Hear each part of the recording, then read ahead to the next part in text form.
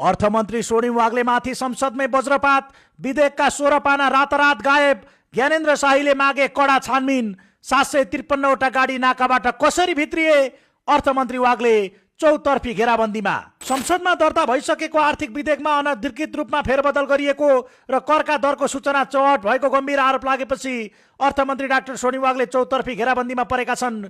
जेठ 15 गते संसदमा पेश गरिएको आर्थिक विधेयकका 16 पाना गायब पारेर अर्थ मन्त्रालयले नयाँ स्वरूपमा विधेयक अगाडि सारेपछि सरकार र अर्थमन्त्रीको तीव्र आलोचना भइरहेको हो। संसदमा पेश गरिएको मूल विधेयकमा पृष्ठ संख्या 464 रहेकोमा मन्त्रालयले फेरबदल गरी वेबसाइटमा राखेको विधेयकको पृष्ठ संख्या 448 मात्र छ। गायब पारिएका 16 पानामा कर सम्बन्धी महत्त्वपूर्ण व्यवस्थाहरू हेरफेर गरिएको पाइएको छ।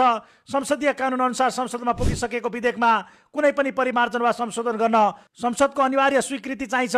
मन्त्रालय आफैले कानुन सच्याउने अधिकार राख्दैन।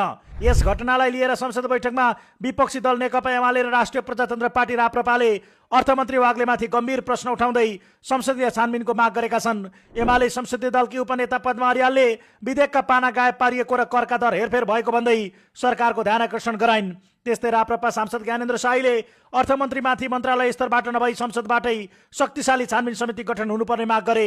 बजेट आउनु अघि नै करका दरको सूचना चौहट भएका कारण नाकाबाट 753 वटा गाडी हतार हतार भन्सार पास गराएर भित्राइएको दाबी शाहीले गरे। यो सूचना अर्थमन्त्री वा उनीबाट स्वीकृत सीमित व्यक्ति बाहेक अरूलाई थाहा नहुने भन्दै उनले यसलाई ठूलो राष्ट्रिय अपराधको संज्ञा दिएका छन्। सुशासनको नारा दिएर सत्तामा पुगेको राष्ट्रिय स्वतन्त्र पार्टी राजसपाका अर्थमन्त्री नै कुशासनको बाटोमा लागेको भन्दै संसदमा उनको राजीनामा र छानबिनको दबाव बढेको छ। विधेयक परिमार्जनको यो कदमले अर्थमन्त्री वाग्ले कानुनी रूपमा समेत ठूलो